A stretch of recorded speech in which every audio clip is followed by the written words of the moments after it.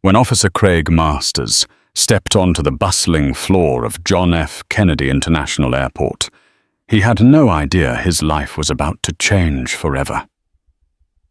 The early morning rush crackled with tension and impatient travelers, each with their own urgent stories, but none burned brighter than the fierce confrontation about to unfold at Gate 37. In the midst of tired eyes and rolling suitcases, a seemingly ordinary black woman in a neat business suit exuded an air of quiet authority. When their paths clashed over a minor misunderstanding, everything spiraled out of control. And when her UN badge was finally revealed, an electric silence fell over everyone. Craig Masters was no ordinary airport policeman. A decorated officer in the Port Authority Police Department, PAPD Craig, was the kind of man who embodied an old-school mentality, strict, uncompromising, and at times harboring an unspoken bias that simmered just below the surface. Although he prided himself on discipline, he was known for letting his frustrations spill over when faced with intense situations. Now, nearing his 15th year on the force, he felt an undercurrent of restlessness. Each day seemed to bring him face to face with people who, in his eyes, failed to respect the law. That morning, the air in JFK International Airport was crisp with tension and metallic with the hum of air conditioners. Giant LED screens flashed flight schedules in bright neon letters. The smell of coffee from early travelers, the whiff of fresh pastries, and the occasional pang of adrenaline from looming departure times fueled the airport's pulse. Passengers scurried to gates. Families fussed over passports, and business persons typed away on their phones while standing in security lines. Craig was stationed near Gate 37, scanning the crowds. Despite the seemingly routine day, his shoulders were tight. The night before, he'd had a heated argument with his teenage daughter over her refusal to follow his strict rules. Mentally exhausted, he felt tension creeping into his every movement. Suddenly, a small commotion drew his attention to the far corner near the check-in counters. A queue was forming, and there seemed to be some dispute between a TSA agent and a tall, elegantly dressed black woman. She wore a charcoal grey skirt suit, her hair perfectly styled in a low bun, and she looked every bit the seasoned traveler collected, efficient and confident. However, something about her posture suggested she was on edge. Craig eyed the situation. The TSA agent, Kevin O'Leary, seemed flustered. Craig had worked alongside Kevin for years. Kevin was affable enough, but he had a tendency to get riled up if someone undermined him. The woman, though soft-spoken, was visibly irritated. From a distance, Craig couldn't make out the entire conversation, but he heard phrases like urgent flight and diplomatic engagement. Just as Craig approached, he caught snippets of her name. "I'm Dr. Nia Basset, and I need to board my flight to Geneva. Please understand, this is for the United Nations." United Nations? Craig rolled his eyes. He'd seen plenty of travelers toss around official-sounding associations to skip lines or bend rules. This woman, though, carried herself with an unflinching authority.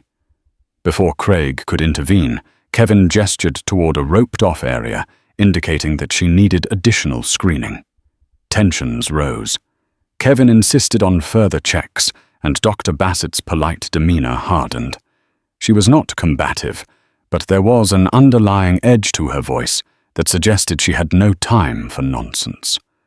Observing from a short distance away, Craig considered stepping in. Something about her mention of the UN made him suspicious. People forged credentials all the time. Finally, Kevin stepped back and waved to Craig. "Officer Masters, can you help me here?" Craig approached, addressing the woman curtly. "Ma'am, if there's a problem, let's handle it in a private screening room." He could see the frustration in her eyes. "I don't need a private screening room," she said, barely containing her irritation. "I have a legal right to my flight. My papers are in order." Craig studied the documentation she held out. Though the badge looked genuine, he didn't want to concede so easily. There was an emblem of the United Nations, but something in the back of his mind whispered cynically, "Could be fake." "Let's move along, ma'am," he said, motioning toward the roped corridor. A hush fell over the surrounding passengers. People love drama in an airport.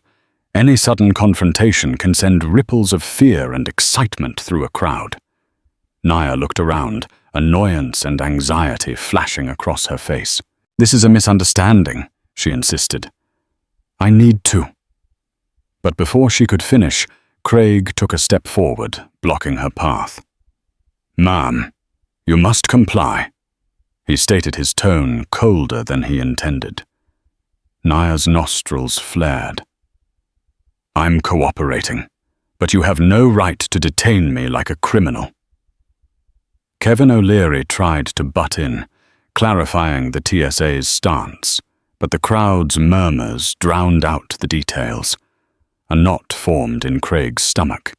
He felt as if he were losing control of the situation, and there was a flicker of anger he couldn't quite tame. And in that fleeting moment, a string of misunderstandings, biases, and stress converged, shaping the dark cloud that was about to engulf them both. The spark happened when a passenger behind Dr. Basset accidentally bumped her carry-on.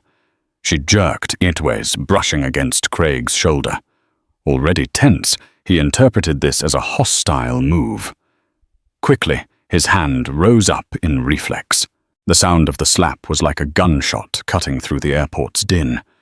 Travelers nearby gasped collectively. Several phones rose into the air, capturing the shocking moment. For a second time, froze. The hush was deafening. Craig, momentarily stunned by his own action, tried to process what he'd done. The stinging imprint of his palm on her cheek made Dr. Bassett's expression morph from shock to righteous fury. Kevin O'Leary's eyes went wide as he realized how badly things had escalated. "Officer Masters," he cried, his tone bordering on panic. Instantly, Dr. Bassett's hand flew to her cheek, tears stinging at the corners of her eyes. Not from the pain alone, but from the humiliation and disbelief. "How dare you?" she began, voice trembling. Craig tried to regain composure. In some deep, rational part of his mind, he knew he had just committed a career-ending mistake. But adrenaline and anger clouded his judgment, leading him to double down. He grabbed her wrist as if preparing to detain her. "Stop resisting," he growled, feeling cornered by the stares from onlookers. The crowd was swelling with murmurs of outrage. What did he just do? He slapped her. "Is that officer insane?" The atmosphere turned suffocating. Phones continued to record. People demanded an explanation. A small boy clutched his mother's hand, his eyes round with confusion and fear. Dr. Bassett's voice cut through the chaos. "Let me go." Craig, still gripping her wrist, shot a warning glare at Kevin. He was trying to gather the crumbling fragments of authority around him, but in truth, the illusions of control had vanished the moment his hand had struck her cheek. Nia finally yanked her arm free. Straightening her jacket, she attempted to calm herself, despite her racing heart and throbbing cheek. In a resonant voice that silenced the crowd, she declared, "I am Dr. Nia Basset, a representative of the United Nations Office of the High Commissioner for Human Rights. You have just assaulted me." A hush. No one dared move. The tension was so thick, it pulsed in the air. Craig's mind whirled, his instincts telling him to de-escalate, while some ugly pride insisted he not show weakness. Kevin, sensing the volatility, tried to speak up. "Dr. Basset, Please, let's all just move somewhere private. We can discuss." But she held up her hand for silence, letting her voice carry. "I'm on my way to Geneva for a crucial conference. I have security clearance at the highest levels." "And you?" She pointed at Craig, just openly committed an act of brutality in front of dozens of witnesses. A woman's voice from the crowd cried out, "We saw it!" He attacked her for no reason. Craig's mouth opened, but words wouldn't come out. What justification could he offer? He had acted before thinking, spurred by stress and an unconscious prejudice he refused to acknowledge. Nia reached into her jacket pocket and withdrew a small ID holder. Flipping it open, she revealed her official UN badge, complete with a distinctive hologram. "This is real. I'm no threat to airport security," she said, her voice trembling with indignation. Then she addressed the crowd as if giving a speech. "Excessive force, harassment, racial profiling, this must stop." For a moment, everything stood still. People stared at the shining badge, then at Craig, then back at her. The ramifications of his action spread like wildfire in the watchers' minds.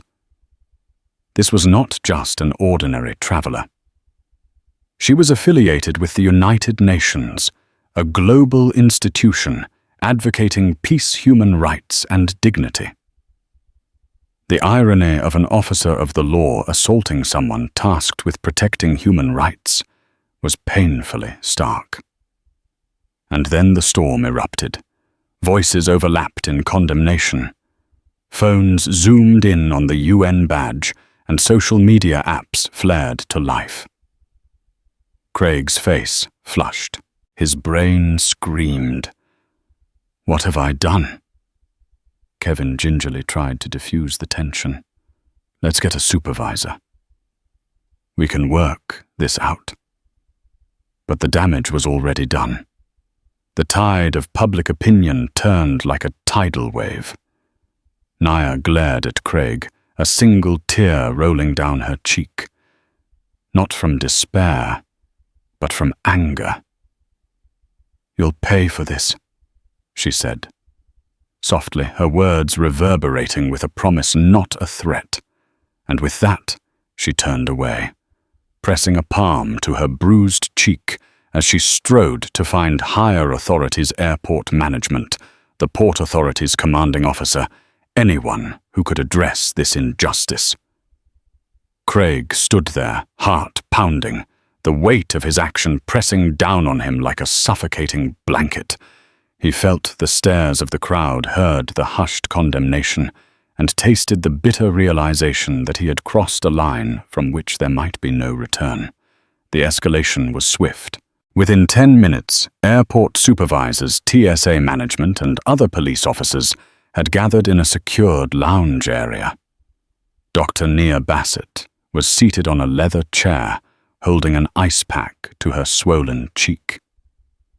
The hush in the room was fraught with tension as Craig Masters stood at the opposite side of a long table flanked by 2 of his fellow officers.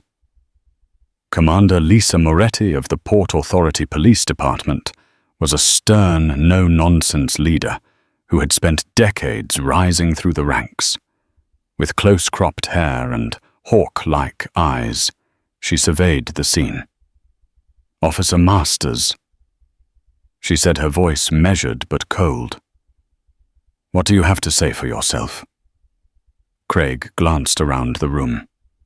Every eye was on him, yet the one that burned most was the unwavering gaze of Dr. Basset. A part of him wanted to apologize immediately, to do anything that could soften the cataclysm he had unleashed. But he also felt compelled to defend himself, to preserve the last shred of dignity he clung to. "It was a misunderstanding," he began, voice uneven. "She moved unexpectedly, and Commander Moretti raised an eyebrow. "You slapped her, in front of witnesses and on camera." Craig's cheeks flushed. He could almost feel the heat radiating off his face. I was trying to maintain control of the situation. Nia's voice cut through like a scalpel. You lost control. That's what happened. A heavy silence followed. The hush seemed to magnify the hum of the air vents. Kevin O'Leary and a few TSA managers stood off to the side looking awkward and guilty. One of them cleared his throat. We have cell phone footage from multiple witnesses. Officer Masters clearly struck Dr. Basset in an unwarranted manner. Craig swallowed hard. He knew that thousands of retweets, shares, and hashtags were probably blowing up social media right now. In the back of his mind, he imagined an onslaught of headlines reading "Airport cop slaps Black UN official." It was the kind of headline that ignited nationwide debates about race policing and abuse of power. Commander Moretti's face revealed no emotion. Dr. Basset. How would you like to proceed? Nia blinked slowly, weighing her words. I want an official record of this incident. I want the full weight of the law to address this. And quite frankly, I want accountability. Craig wanted to interject to say something that would mitigate the damage. But in that moment, he noticed her shining badge on the table, the official insignia of the United Nations Office of the High Commissioner for Human Rights. The sight felt like a moral indictment. Finally, in a measured tone, Commander Moretti announced, Officer Masters, you're placed on administrative leave pending investigation. We'll be reviewing the footage and witness statements. She turned to Nia. Dr. Basset, we understand you have a flight to catch. We will ensure you have safe and expedited passage, and we deeply apologize for this incident. Nia nodded, pressing the ice pack a bit more firmly against her cheek. She spoke slowly, each word tinged with disappointment. Yes, I do need to be in Geneva. But rest assured, I won't let this drop. For too long, people in positions of authority have been allowed to dismiss, ignore, or manipulate the truth. That ends now. With that, she rose gracefully, exuding confidence, even with visible bruising on her face. A staff member guided her out, presumably, to handle the rebooking for her flight and any medical checks. Craig stood there, feeling a chill wash over him. Lisa Moretti pinned him with her gaze. Dismissed, she said curtly. Go home. We'll be in touch. With a nod, Craig turned on his heel and left the lounge, hearing the whispers of condemnation and pity in his wake. He moved through the corridors of the airport like a ghost, each step heavier than the last. Outside in the staff parking lot, he collapsed into his car seat. His hands shook on the steering wheel, a chaotic swirl of thoughts flooding his mind. The threshold he had crossed was monumental, and there was no quick fix. At that moment, the distant hum of a departing plane drew his attention. He watched the aircraft climb into the sky. Dr. Nia Basset would soon be on her way to Geneva, carrying her story, her bruised cheek, and a determination to see justice done. Within hours, the incident exploded online. A cell phone recording of Craig slapping Dr. Basset went viral. Twitter, Instagram, Facebook. Every platform was ablaze with hashtags like #JusticeForNia, #Airport Assault, and #StopPoliceBrutality. News outlets picked up the story within the day. By evening, primetime news programs showed the footage and discussed it at length with pundits, activists, and legal experts.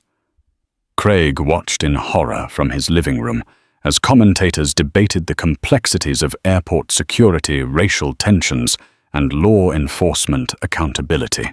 Some of the news channels displayed his photograph, a police mugshot from a previous commendation ceremony, juxtaposed with a screenshot of him raising his hand against Dr. Basset. His wife, Elena, sat on the couch, pale and trembling, with a mixture of anger and fear. She had always supported him, even when she disagreed with his methods. But this was beyond anything she could have imagined. She confronted him gently. "Craig, how could this happen?" He ran a hand through his hair. Frustration etched into his features. I don't know, Eleanor," he muttered, unable to meet her gaze. I snapped. I thought she was attacking me for a second. It happened so fast. His teenage daughter, Mariah, had locked herself in her bedroom, refusing to come out. Earlier, he had overheard her crying on the phone to a friend, clearly mortified by her father's actions. The tension in the house was stifling. Emails began flooding in from the department and various organizations. Threats, hate messages, and demands for resignation poured into his social media accounts, some from people who thought he was a disgrace to the uniform, others condemning him as a racist. He felt a surge of defensiveness and shame, all twisted into one suffocating knot in his chest. Meanwhile, Dr. Nia Basset was making headlines in her own right. She arrived in Geneva, where she was scheduled to speak at a UN human rights panel focusing on institutional racism and reform in law enforcement globally. The timing was shockingly apt. Her personal story with Craig became a living example of the very issue she was there to address. Her speech, broadcast via international news and shared widely online, carried a solemn conviction. "I stand before you not just as an advocate for human rights, but as a woman who only days ago experienced firsthand what it means to be subjected to unwarranted aggression by a figure of authority. I was assaulted in a place that should be a safe conduit for all travelers. This is not an isolated incident. It's a microcosm of a larger system that allows power to be misused and prejudice to persist. Let us not stand idle in the face of injustice. The cost of silence is far too great." Her words echoed around the globe. Even those who might have questioned her account saw the video footage validating her story. In the days that followed, the calls for disciplinary action against Craig escalated. High-profile civil rights attorneys in New York expressed interest in representing Dr. Basset. Petitions circulated demanding that the Port Authority fire Craig and more broadly implement reforms in how officers handle suspicious or high-tension airport situations. Craig holed up in his home, dreading the ring of the phone or the buzz of notifications. The investigation moved with the unstoppable momentum of a bullet train. Witnesses were interviewed, videos were analyzed frame by frame, and statements were compared. He felt cornered, a pariah in his own community. Friends who once respected him now questioned his character. Strangers posted hateful comments about him. Even the local diner he frequented with his family cast side glances at him when he picked up a takeout order. Late at night, he'd lie awake, heart pounding as he replayed the scene at Gate 37 again and again. He couldn't erase the sound of the slap. He couldn't unsee the hurt in Dr. Basset's eyes. He couldn't deny that his momentary lapse in judgment had unleashed a torrent of consequences, not only for himself, but for his family, his department, and for the discourse around racial injustice. Yet amidst the chaos, a tiny voice inside him whispered uncomfortable truths. Was his overreaction partly fueled by prejudice he had refused to acknowledge for years? Had the stress simply cracked open a door that had always been there, revealing something ugly and hidden? The questions pounded at him, leaving no refuge. The next week brought a series of events that escalated tensions to a boiling point. a coalition of civil rights groups announced they would hold a press conference and demonstration outside JFK Airport to protest Craig's actions and demand accountability. Flyers circulated across social media, calling for supporters to gather in peaceful protest. On the morning of the scheduled demonstration, hundreds of people arrived carrying signs that read, "Justice for Nia, end police brutality, and stop racial profiling." Some protesters wore T-shirts emblazoned with the UN logo. Others bore the Pan-African flag. Chants of "no justice, no peace" reverberated through the terminal halls, though protesters remained orderly and law-abiding. Commander Moretti and her team anticipated the protest. Extra officers were stationed around the airport to keep the peace and guide travelers away from congested areas. Tension coursed through the throng of travelers who, luggage in hand, watched with anxious curiosity. Meanwhile, behind the scenes, Dr. Basset had been contacted by an old acquaintance, Detective Alicia Brooks, of the New York Police Department's Community Affairs Bureau. Alicia was not only a talented detective, but also someone who had collaborated with the UN on outreach programs in the city's underserved neighborhoods. They met in a small cafe near the UN headquarters, away from the media spotlight.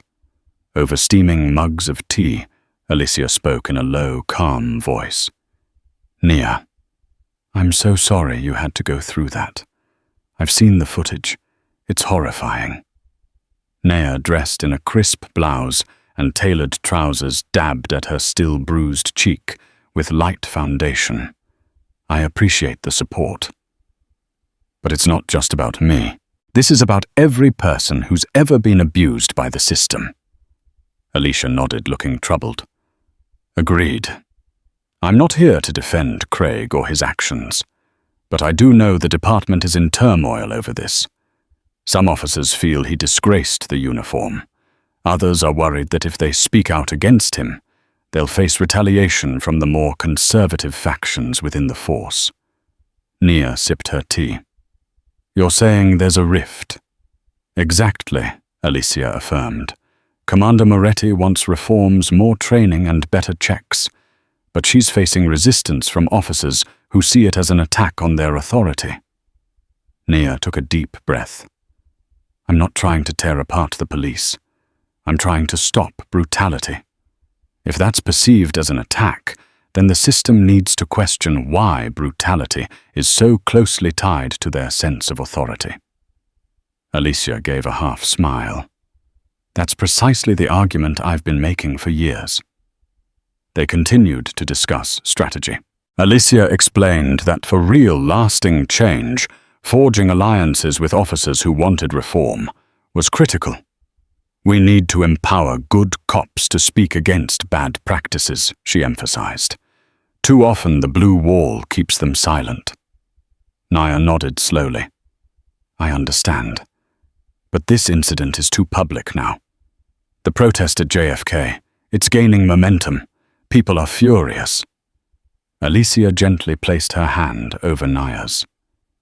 "This might be an opportunity, painful, yes, but an opportunity to push real changes.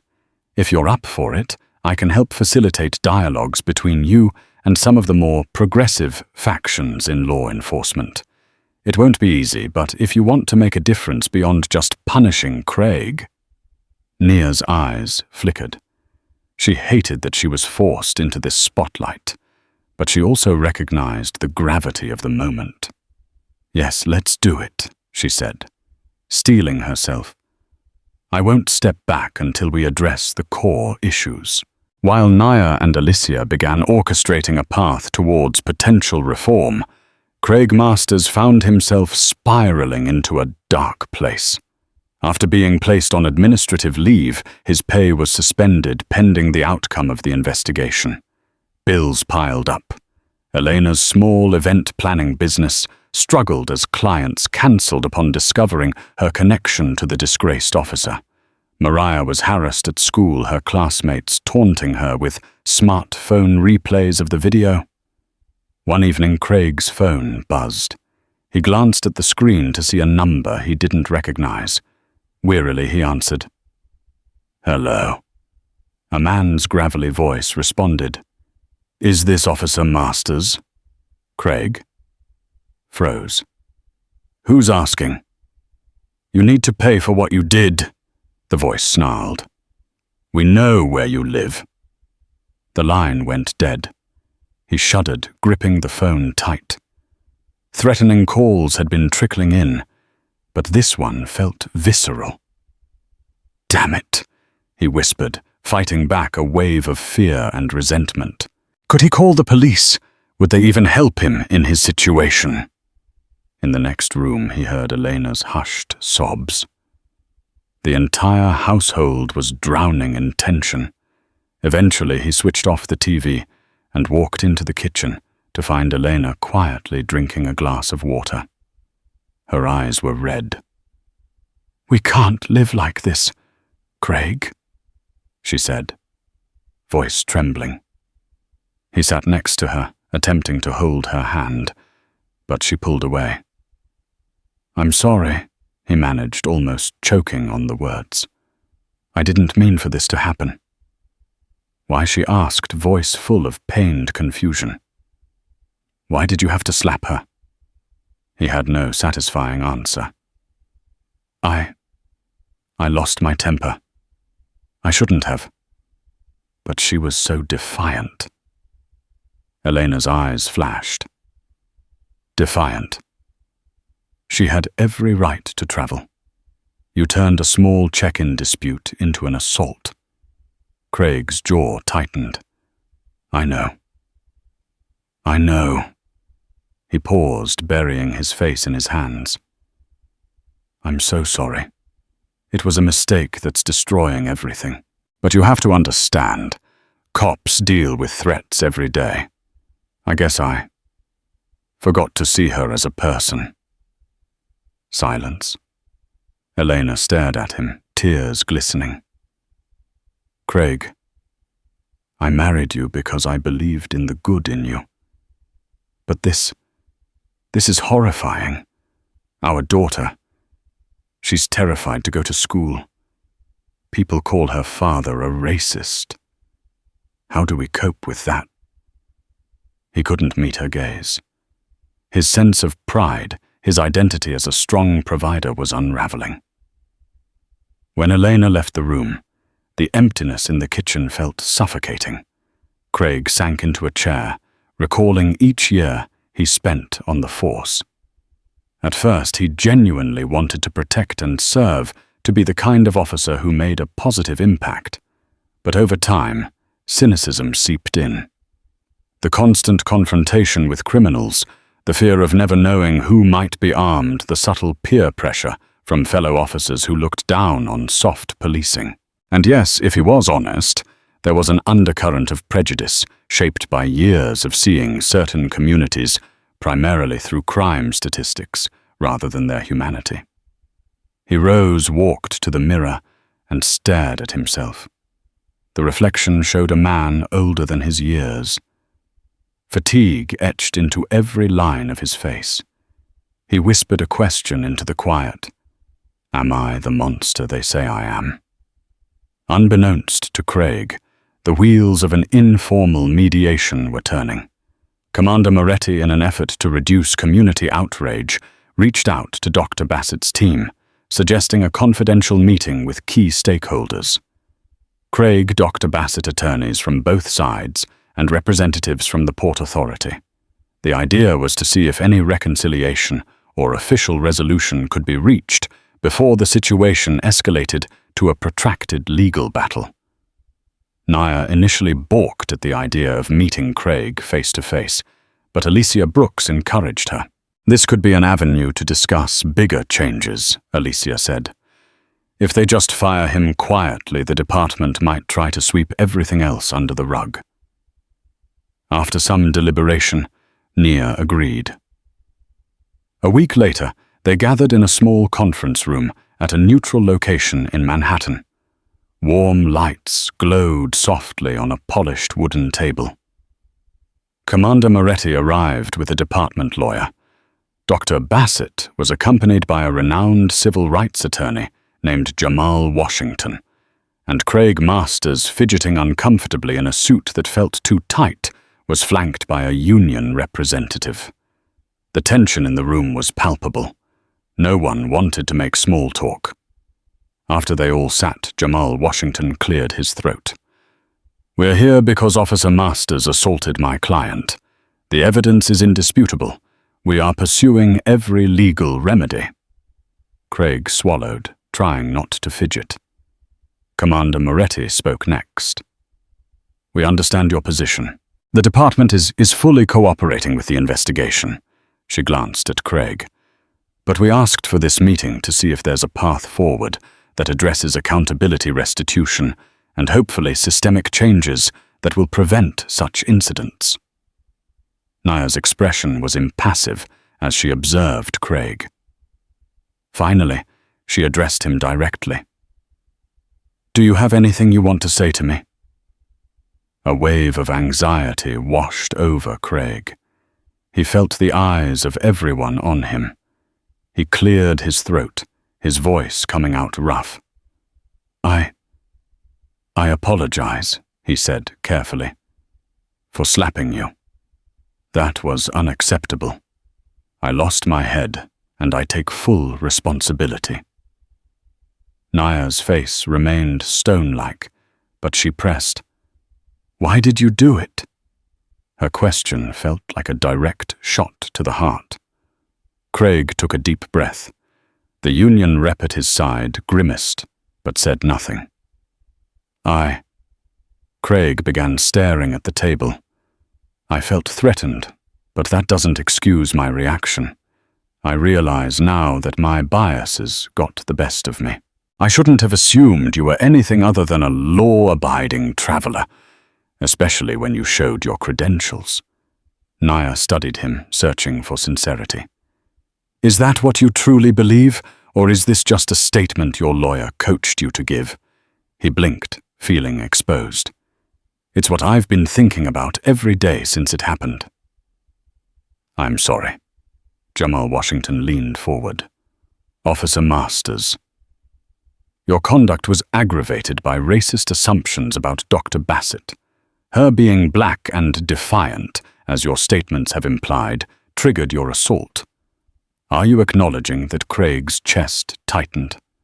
He glanced at the union rep, who shook his head in caution. Yet something within Craig had shifted during his sleepless nights. I can't deny that my perception was influenced," he admitted, voice wavering. "I was stressed, I was biased. I'm not proud of it." The union rep subtly placed a hand on Craig's shoulder as if to say, "Enough." But Craig continued, words spilling in a rush. "I'm trying to be honest here. I'm sorry for the pain I caused, the disrespect, and the physical harm. If I could go back..." Nia's voice was cold. "But you can't go back. We are left to move forward. And there are consequences." "Yes, there are," Commander Moretti interjected. "Officer Masters faces termination, potentially criminal charges. Our department is also reviewing mandatory racial sensitivity training, mental health evaluations for officers under stress, and new protocols for verifying official credentials without causing undue harassment." Nia nodded. "That's a start. But I also want to see external oversight committees with real power to hold officers accountable. Internal investigations can be too easily manipulated." Jamal Washington added, "We want a civil settlement that acknowledges the emotional, physical, and reputational harm to Dr. Basset. Additionally, we demand public admission of fault from the Port Authority." The lawyer on Moretti's side made a note. "We can discuss the terms. We are willing to settle, but the wording of any admission will need careful handling." A tense debate ensued, balancing the legalities of what the department could admit publicly against the moral imperative to acknowledge wrongdoing. Nia held firm. This was not about a mere financial settlement. She wanted structural changes. At the end of the multi-hour session, they reached a tentative framework. Craig Masters would resign from the force effective immediately and face possible criminal charges to be determined by an ongoing investigation. The Port Authority would issue a public apology to Dr. Basset. Substantial measures toward reform, including mandatory training, third-party oversight, and thorough revamping of airport screening protocols would be announced. The civil lawsuit would proceed, though settlement discussions were ongoing. Before leaving, Craig mustered the courage to look directly at Nia. "I know I can't ask your forgiveness," he said quietly, voice cracking. "But I hope you can eventually find some measure of peace." She gave him a long look, then nodded curtly. "That's for me to work through in my own time. But I appreciate your honesty today." Just when it seemed the pieces were set in motion for a conclusion, legal accountability, departmental reforms, a degree of closure. Life threw another twist. A day after the mediation, Nia received a distressing call from an aide at the UN's Geneva office. She paced in her hotel room, phone pressed to her ear. "What do you mean it's cancelled?" she asked, eyebrows furrowing. "We have reason to believe," the aide explained, "that there have been threats made against you. Quite serious ones. Our Security Council is advising we postpone your next speaking engagements." Nia's grip on the phone tightened. "Threats from whom?" "There's no direct attribution, yet. But intelligence suggests extremist elements who are furious about your stance. Some are connected to domestic hate groups in the US. Others are just online trolls, but a few seem credible." Her mind flashed to the rancor swirling on social media. She had read hateful posts calling her every slur imaginable, accusing her of wanting to destroy the police. "I won't be silenced," she insisted, though her heart fluttered. "Dr. Basset, we strongly advise caution. I'm sorry." She hung up, feeling a mixture of anger and fear. She had endured so much already. The bruise on her cheek was healing, but the psychic wound remained fresh. Now additional threats sought to deter her from her mission. That evening, she confided in Alicia Brooks, who offered immediate assistance from the NYPD's protective services if needed. Alicia also informed her that the protest at JFK had grown in numbers and that tension was mounting between law enforcement supporters and anti-brutality activists. "Be careful," Alicia warned. "Some agitators might show up trying to spark violence, using your name as a rallying cry." Nia sighed. "How did this become so big so fast? I never wanted to become the poster child of a movement. I just wanted accountability." Alicia placed a reassuring hand on her shoulder. "Sometimes life chooses us. Your voice is needed now more than ever." Meanwhile, across town, Craig Masters sat in his living room, packing up his police gear. The official letter of resignation sat on the coffee table. A wave of despair threatened to consume him. He had spent 15 years shaping his identity around being an officer of the law, and now it was over. But an even more pressing worry roiled in his mind. He had received cryptic texts insinuating that certain extremist groups sympathized with him, twisting his story into a false narrative about standing up to a so-called globalist conspiracy or an overly woke culture. The messages suggested that he was their hero, someone who wasn't afraid to put a woman in her place. He found it revolting. He wanted no part of such hateful ideologies.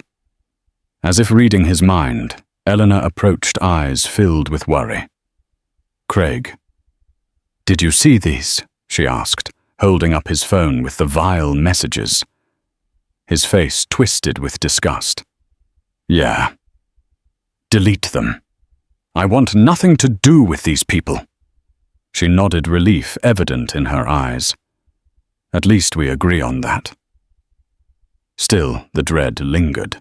If Dr. Basset was receiving threats, was there a chance the same extremist faction would plan to do something drastic? Craig felt a pit in his stomach. He had set in motion a chain reaction. Now uncontrollable forces seemed to swirl around them all. A week after the mediation, Dr. Basset decided to hold a press conference outside JFK Airport, in the same area where the initial protest had taken place. She wanted to make a definitive statement about moving forward with the legal case, as well as unveiling the reforms the Port Authority had agreed to explore. Despite the threats, she refused to cower. A small contingent of supportive colleagues and local activists accompanied her. The airport's main entrance buzzed with media vans, journalists, and curious onlookers. Barricades were set up to keep the area orderly. Nia stepped to the podium, cameras flashing like lightning in a storm. Taking a moment to gather herself, she recalled the swirl of events that led her here, her assault, the viral footage, the global outcry, the behind-the-scenes negotiations. She took a deep breath and then began. Thank you all for being here today. My name is Dr. Nia Basset, and I stand before you, not as a victim, but as an advocate for real change. I was assaulted in this very airport by an officer sworn to protect the public. However, in the aftermath, we've seen an unprecedented call for accountability and reform. I'm here to update you on what's happening next. Her voice carried dignity and resolve as she outlined the legal actions, the dialogues with the Port Authority, and the broader push for systemic changes in law enforcement practices. She emphasized that this wasn't about punishing one man alone, but dismantling the culture that allowed such an incident to occur. Mid-speech, a disturbance rippled through the crowd. Someone shouted, "Traitor!" Another voice yelled a slur. A group of men and women holding signs, scrawled with hateful slogans, pushed forward. Their placards read vile things like "Go back to Africa" and UN. Out of the USA. Security personnel tried to keep them at bay. The press conference wavered under the threat of violence. Nia felt her pulse quicken, but she refused to stop speaking. She continued calmly. And to those who wish to intimidate me, or others who stand for justice, let me be clear. We will not be silenced. Suddenly, a bottle soared through the air, smashing near the podium. Shards of glass scattered. A collective gasp. Police officers rushed in. Some in the crowd screamed. Nia's supporters locked arms to shield her, as a few of the agitators broke past barricades. The situation threatened to explode into chaos. And then out of nowhere, a man's voice rose firm and authoritative. "Stop!" The crowd parted, revealing Craig Masters, stripped of his uniform, dressed in civilian clothes, yet wearing a determined expression.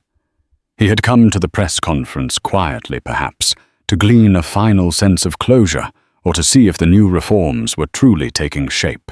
But now, seeing the hateful crowd attacking her, something compelled him to intervene. He positioned himself between Nia's group and the approaching agitators, holding up his hands. "If you stand for me," he shouted at the extremists, "you stand for hate. I do not want that. This was my mistake to own.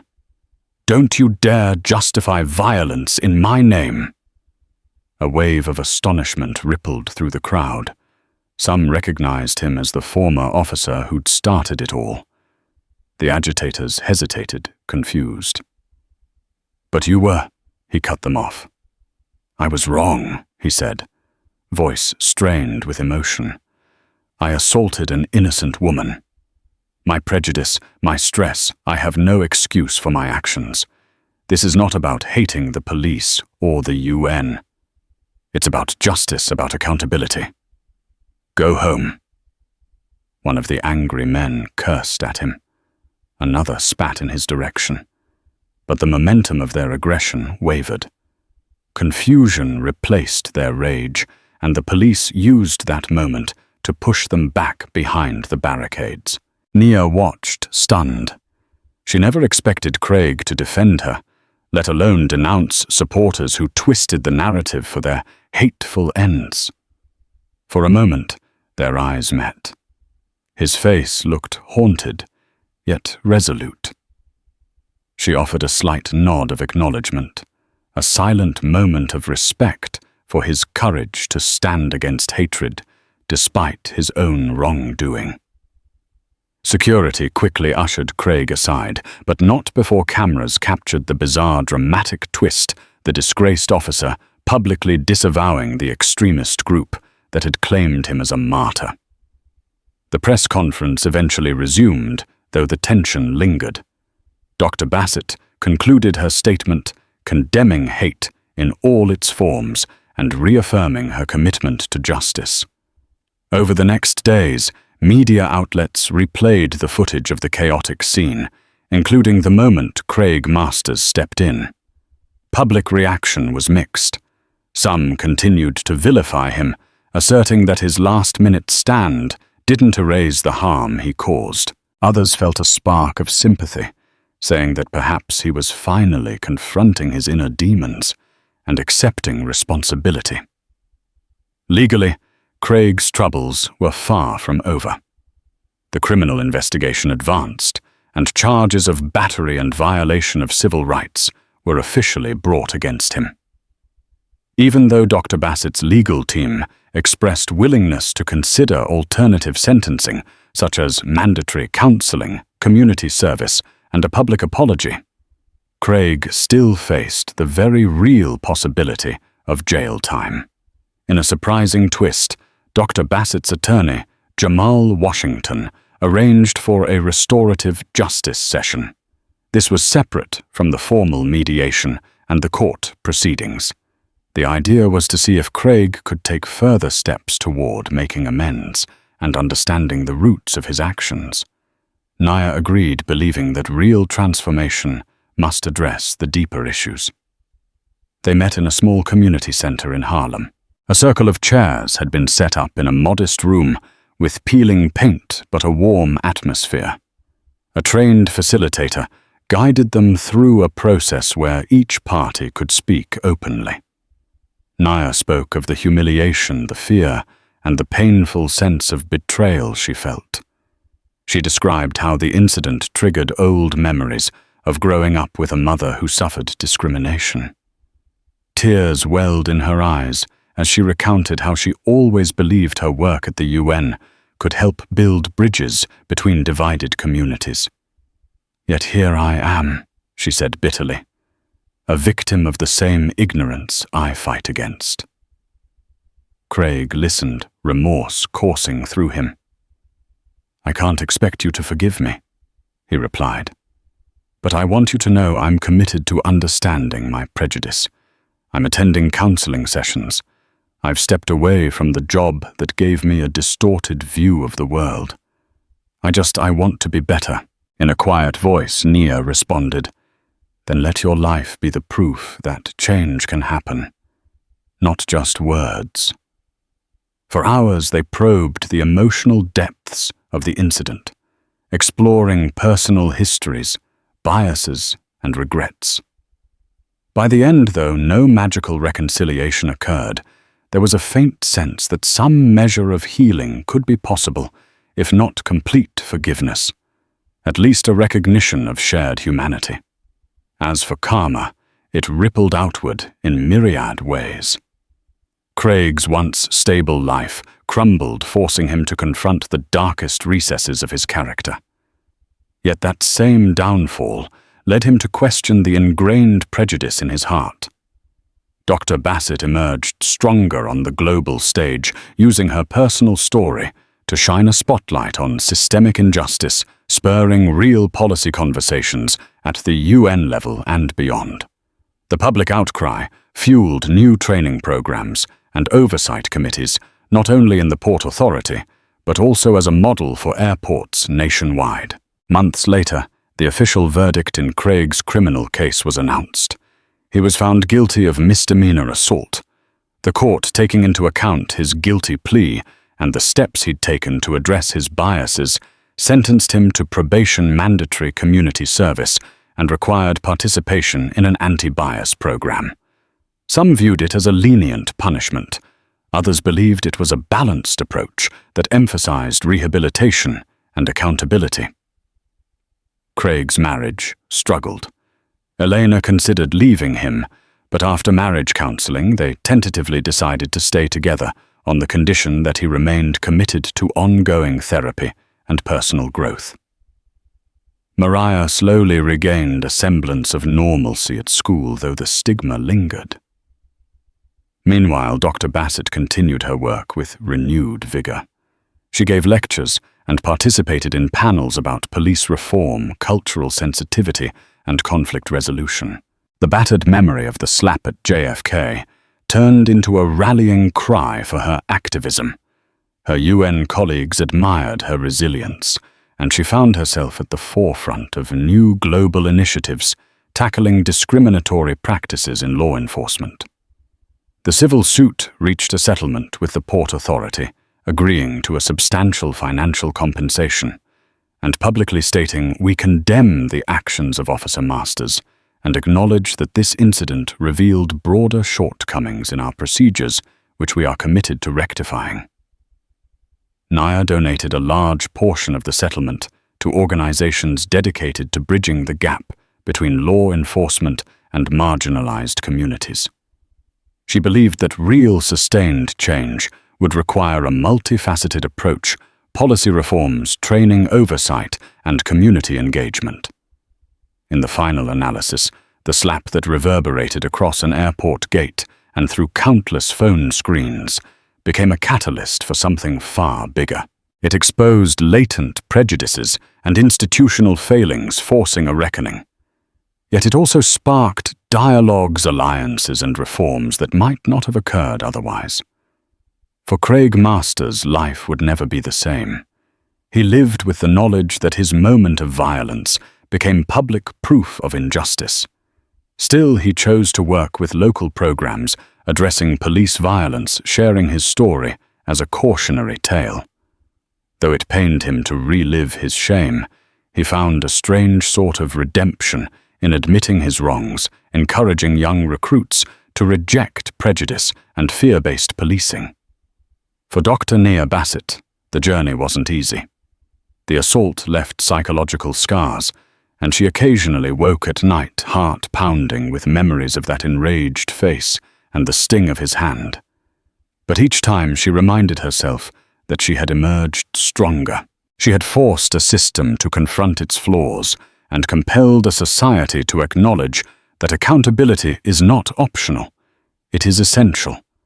And for the thousands, if not millions, who followed their story, the lesson was clear. A single act of brutality can lay bare deep-rooted inequities, but it can also ignite movements that demand change. The path forward is messy and fraught with resistance, but perseverance, honesty, and empathy can push the scales toward justice. That was the calmer, hard-hitting, unforgiving, but ultimately transformative.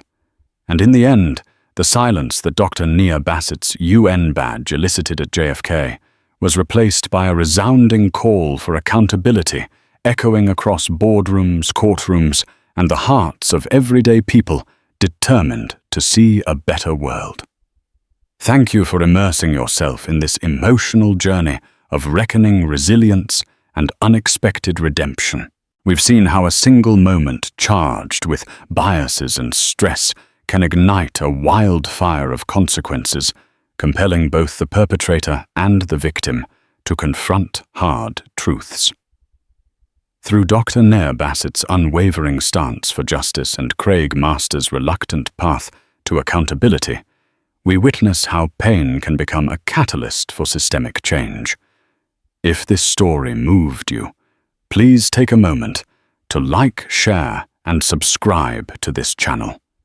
By spreading these narratives, we deepen our collective understanding of how individual actions echo far beyond a single moment in time.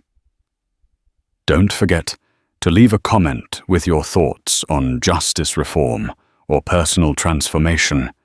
You never know who your words might inspire. Together we can continue the conversation and stand up for a future that honors dignity, fairness, and respect for all.